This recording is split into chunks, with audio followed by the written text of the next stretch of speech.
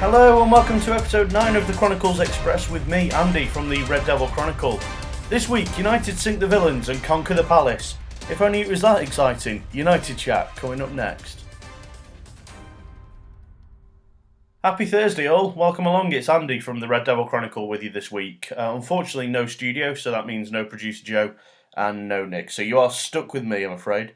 I just want to get started though before we move into United chat by saying thank you ever so much again for all the support that we've had on Twitter. We've now reached 2,000 followers, which we're delighted with. It's great to see the community keep building, and we hope to build it up into something bigger in the future, but it's been absolutely brilliant so far, and thank you ever so much, as I say, for all the support and all the involvement that you bring to this tremendous channel that we've built up thanks to you guys.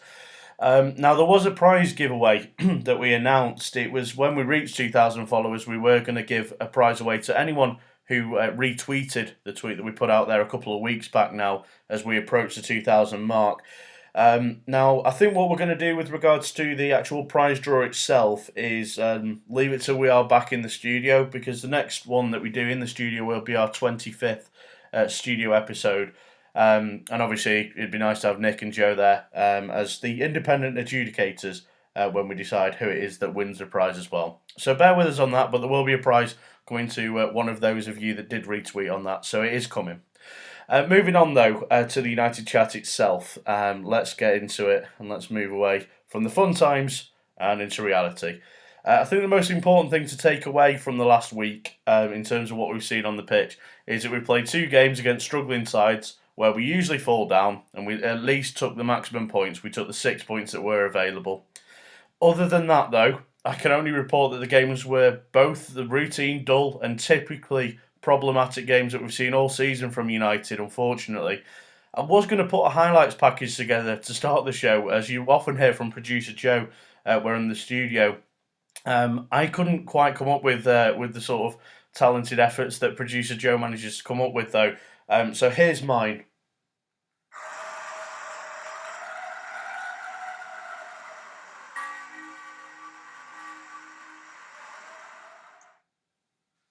I hope Joe appreciates the work that I put in there. Going back to last weekend's game though, the 1-0 win against Aston Villa. Fully aware of Villa's shortcomings this season, and they have been one of the worst sides I think we've seen ever in the Premier League era, right up there with Derby. In terms of their egos, the carnival style of antics on and off the field of play, of course, has seemingly been more important than the football to them this season. So really, that should have been a game where Villa turned up and should have been lambs to the slaughter, and they weren't. I mean, they turned up at Old Trafford, provided very little fight as you'd expect in them going down, and yet they could have easily strolled out again. As we said time and time again this season, they could have got a point from Old Trafford. Gusted hit the post when he came on, very nearly presented an open goal had Daley Blind not been switched on as well. So it's really concerning. The fact that we're only putting 1 goal behind this Aston Villa team really makes me question again the motivation of our players and the way that Louis van Gaal wants to set up his side. You know, at the time that we look again to the league table, we see our goal difference as much as 27 worse off than Spurs currently after the most recent games. With West Ham as well and Liverpool chasing us down, they both have better goal difference than us too. And you can't really look anywhere else than the goals that we're scoring. I mean, look at the Villa game, you know, the other teams have played against them. When Chelsea and City have played them, they put 4 past them. Liverpool put 6 past this spineless lot as well. And yet we're unable to go in for the kill. We can only get 1 goal against them. And Louis van Gaal seems satisfied with that. The players as a result seem satisfied with it. Where is our bite? Our extra sort of 5-10% that you need to go on and really kill the game off? It doesn't exist. United have become too soft. That's where the problem lies. We've got a soft underbelly. We haven't got enough people dragging the team up on and off the pitch. And that ultimately has led to another 1-0 win. There were a couple of people who did get the score prediction right, though, on that, surprisingly enough. At Clay 1978 United and at Man United USA 81, I believe, were both people who said 1-0 on that. So shout out to both of you. Well done for predicting United would do the usual. Do have to say, though, Lovely bit of play from Wayne Rooney, of course, returning to the squad to spot and pick out Valencia for the goal. Decent ball in from Valencia. Another very mature finish from Rashford again. Great to see him on the score sheet again. Great to keep confidence up with him. He's been absolutely brilliant since being given his chance. I'm going to move on to the one-word reviews that I asked for from the Villa game. I'm not going to cover either of the two games from this week in too much detail again, as we're all pretty much aware of where we're at. One-word reviews coming in this week were interesting. Some of them, not sure how you got away with them, but we'll let you off. At Cogsy666 goes with yawn. At Swiss Navas goes boring. At Clay 1978 United goes with clean sheet. Letting you off there, not sure how that's one word. Copious Opium went a little bolder than that. Did not watch it and glad, which he put together as one word. I believe the Oxford English Dictionary are looking at putting that in this year, though, so again, we'll let you off with that one. At Tuzak 2014 says backward, and Big C75 managed nothing but, suppose that's a word. I mean, that just says it all, really, doesn't it? And you'd imagine you'd probably get a similar reaction to the Palace game as well. From last night, of course, we won 2-0, played slightly better in parts. But again, very much similar sort of passing styles again, slow build-up, really boring game again. So I thought, again, you'd probably get a similar reaction. I mean, I summarised the Palace win last night as routine, nothing special, but important. And Copious Opium agreed, he said spot on. But then at Serious Ones popped up with this. He said, I don't know about nothing special, since it was one of our better performances. Score should have been higher, 8 out of 10, he gives it. Now, that I found really interesting. And I don't know if you watched the game in fast forward, which made it more interesting, or in reverse. That might have been an interesting watch. But I didn't see it that way myself personally. I mean, yes, we dominated the game as you'd expect. Louis van Gaal's possession stats would have been, making him have sweet dreams last night, I'm sure, with 66% of the ball. Dave had his picnic blanket out at one point, I think, in the second half. So, yeah, I can understand that. It was a dominating win. But I still can't see that being an acceptable way to play football at United. Never mind be seen as one of our better performances. If I think back off the top of my head from games that have been better than the Palace one, I think the Liverpool home game, probably just because of the excitement of Martial scoring. The Arsenal game at home, I thought we played reasonably well in parts in that, better than the Palace game. The City away game as a performance, I think is better than the Palace one last night. Everton away and Southampton away as well. The 3-2 game there as well, I thought we showed something on that day as well. When Southampton really brought it to us, we went out and scored goals. So there are a couple that I'd put certainly ahead of it. And I imagine there'll be others where we've looked better than Palace last night. I'd certainly like to think so. I know you can categorise a lot of United games, though, in the same sort of way. But I think our man of the match poll from last night pretty much sums up how we feel about the Palace game. In the closing stages, we asked you who was man of the match, Darmian or Delaney. Now, 72% said Darmian, 28% went with Delaney. Only one person, though, mentioned any other United player in one matter who wasn't brilliant as a potential candidate, but was okay. So I think the fact that we didn't really get picked up with anyone else feeling like there should have been any other candidates, that pretty much says it all. I have to say, though, I am happy for Darmian. He looked brilliant pre-season for us, and early on in the season I thought he looked very good as well. Had his confidence completely destroyed by a combination of Alexis Sanchez and Louis van Gaal's treatment of him, and then suffered, of course, injury later on in the season, which has made him struggle to pick up fitness and, of course, form again. So I'm glad last night he showed what he is capable of, going forward as well as defensively, because we know he is very solid at the back. And I hope this helps his confidence grow again. It was a wonderfully taken goal, very much in the same mould of Varella's earlier this week, which secured another under-21s title, by the way, and congratulations to them on doing so. But in terms of the first team, as things currently stand then as a result of the week we've had, currently 1 point behind Arsenal after the win. Of course, Arsenal do have the game in hand tonight against West Brom. And it's an important game for the Bottlers tonight. Will they come through it with the smallest attendance they've probably ever seen at the Emirates being rumoured? But certainly be supporting the Baggies from our side. Is the belief alive, though, that we can squeeze into the top four still? That and more next. It's in the Fan Takeover.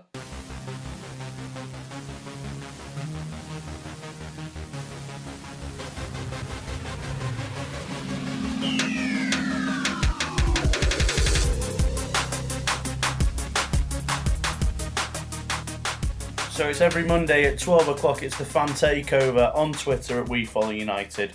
All the big debates and questions get opened up for you to answer in polls and, of course, in the comments section below. So I'm going to fire straight through this because we've got quite a lot to cover on this week's Fan Takeover. So we started with this question, which, of course, was how it played out at the time. So we were 4 points, of course, behind Arsenal and City ahead of last night's game against Palace, with 5 to play at the time. And of course, Arsenal and City do face each other before the end of the season. So I asked, is belief still alive that we can get into the top 4? A little bit of an opinion poll just to see where we're up to in terms of current confidence. And now 57% of fans who voted on this said no, the belief is not alive, we will not get top 4. And you can't help but feel that the manager is responsible for around 57% of the total vote there, can you? Under a different manager, under any other manager really, I think there'd be a lot more belief that we could make top 4 here, especially with Arsenal and their ability to bottle in the way that they have done. I know they always get top 4, but this is looking really dodgy for them this season. And of course, Manchester City are so inconsistent. There always has to be an opportunity. I can't believe so many fans don't believe that we're going to have a chance of making it still. Now, a couple of comments that came in on this one. At Reedy0705 says, always believe, no matter who is in charge, get behind our great club and always believe. Yeah, absolutely. I'm completely with that. We have to believe. Until it's mathematically impossible, we have to keep going. There is always going to be an opportunity. And that Arsenal versus City game could be absolutely pivotal to deciding who makes top 4. Now, at Cogsy666 came in with, always believe, but we'll probably have to win all 5 games. Can't see it happening, unfortunately. No consistency. Well, we've won our first one, Cogsy. We beat Palace last night, so just 4 more to go. At AXAS23, Alex from United Stan says no, because it basically counts as 5 points. Of course, now that's been dropped, so he's saying it's classed as 2 points currently due to goal difference, and we'd have to win all our remaining games, which we won't do. There's the confidence we're after. Big C75 says, I want to believe we can do it. We certainly have the home games to get it done, but LVG will find a way to blow it. And now looking at the remaining fixtures that United now have, of course, got 4 left now. Leicester at home, Norwich and West Ham away, and Bournemouth at home. There are certainly a couple of classic examples of a stumbling block that you can see there for Manchester United. I'm thinking more probably Bournemouth at home and Norwich away than the Leicester at home and West Ham away, in which we'll probably be better and probably get the wins. At Clay1978 United says, I think top 4 is achievable due to the fact we keep clean sheets, as he mentioned earlier on. And I think Chris is onto a good point here. So United have got the best home record in the league this season, have conceded just 7 goals in 17 home games. That's 4 less than any other team. However, away from home, that does change quite significantly. We're only a team with a negative goal difference in the top 7 away from home, conceding 23 goals. That's 10 more than Spurs, and also scoring 12 less than Spurs as well on the road. So yet again, it's the away form under Louis van Gaal that could completely cost us here. And moving on to the next question. Do United have a large enough and good enough squad to fight for both top 4 and the FA Cup? This one was tight to separate. 51% in the end went with yes. We do have a large enough and good enough squad to fight for both top 4 and the FA Cup. And I guess we'll know more about that on Saturday night, of course. I thought United team last night against Palace felt like it was a fairly full-strength one. And so that makes me wonder how many of those players will be fit to start on Saturday night. Whether Louis van Gaal will consider them fit enough or not, I certainly have a couple of concerns.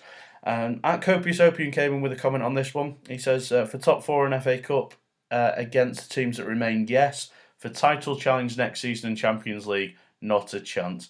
And I guess that shows the fall from grace we've had, really, doesn't it? The fact that we're discussing top 4 and FA Cup, when really we should be there talking about title challenges and Champions League.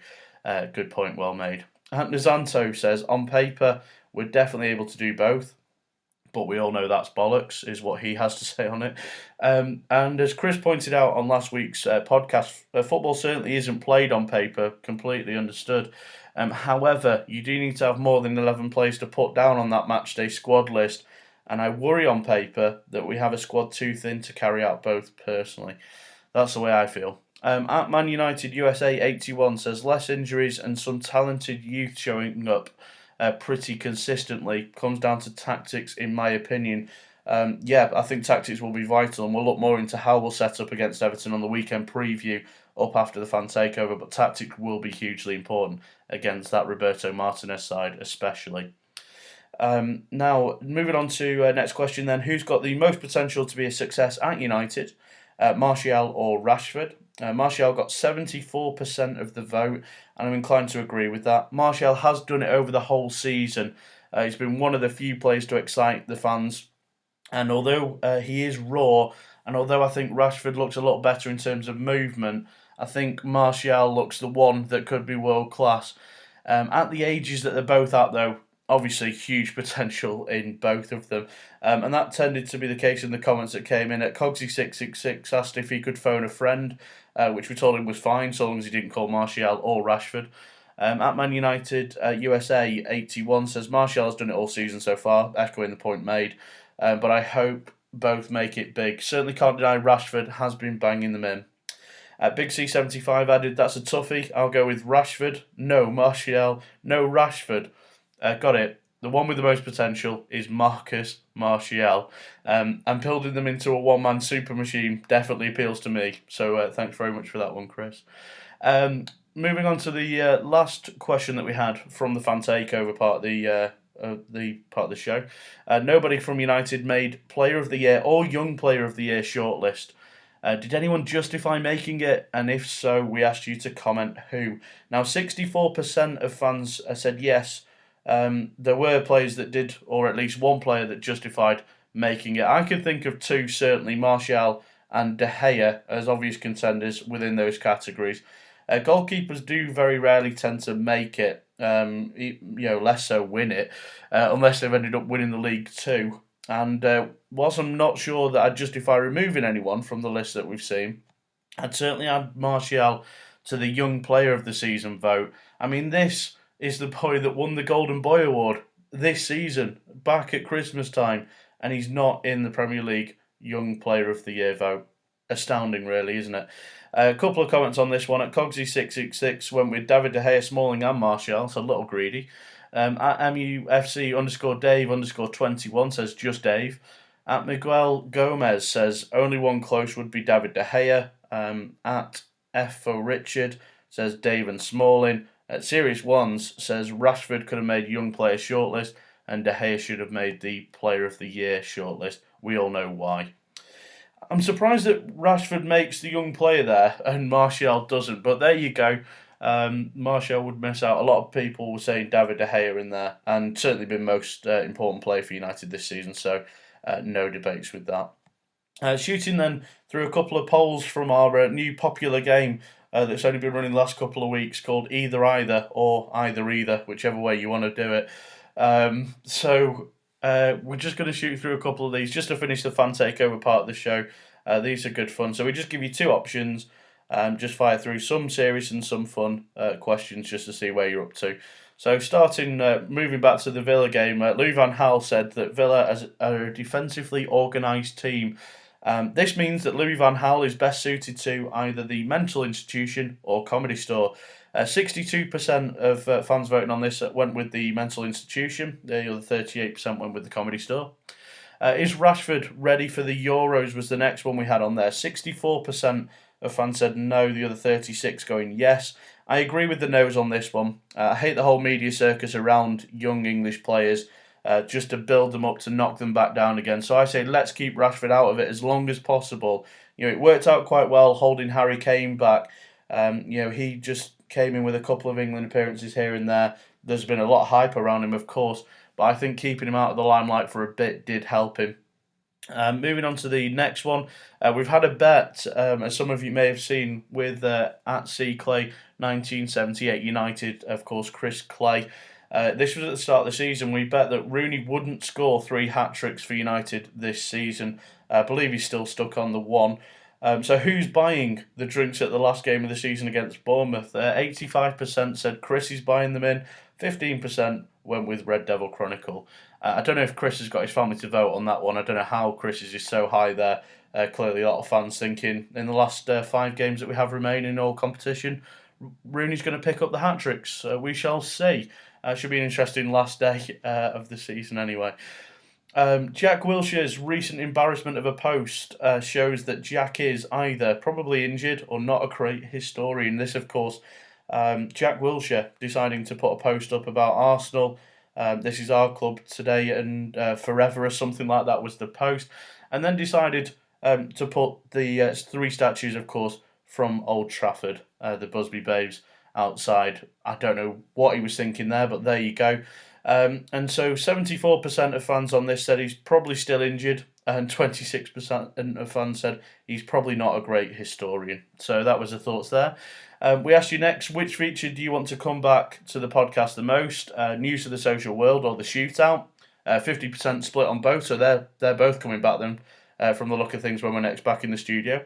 And looking ahead to the weekend, will United beat Everton and reach the FA Cup final? 89% of fans said yes. The other 11 went better luck next time. And on that note, let's talk Everton. It's the weekend preview to end the show, and that's next.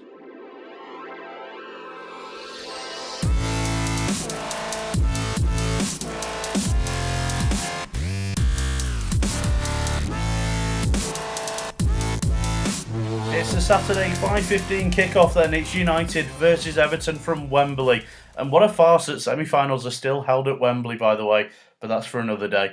Let's have a look at the semi-final then in more detail, starting with Everton then, and see where the two clubs are up to at the moment. So Everton appear to be in free fall under Martinez currently. They haven't won in their last 6. Their last win, incidentally, did come in the FA Cup. That was at home to Chelsea. Now, Everton under Martinez have really struggled defensively this season. Have conceded 48 in the league so far. Only 5 teams can say they've conceded more than that in the Premier League. 4 of those teams, incidentally, make up the bottom 4. Now, Martinez does have a young, exciting crop of players going forward. He does seem to set them up well, as well, to put pressure on the back line of opposition. But in doing so, he often leaves his own back line struggling for protection.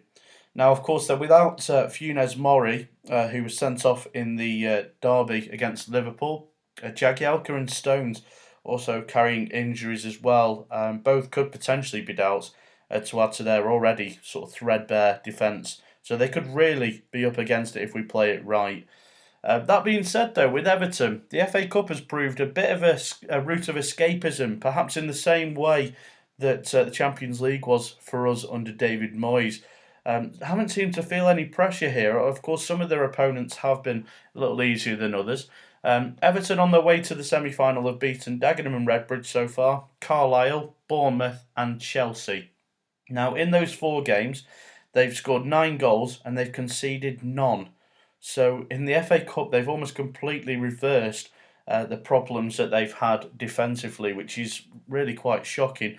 United's route to the semi-final, of course, was never going to be quite that simple. We scraped through a 1-0 win against Sheffield United. Looked a little better against Derby and Shrewsbury. And then, of course, there was that replay recently against West Ham. Those 4 games, or 5 games, of course, including the replay, have seen us score 10 goals and concede 3. So a little worse off overall. How do we set up then to beat Everton at the weekend?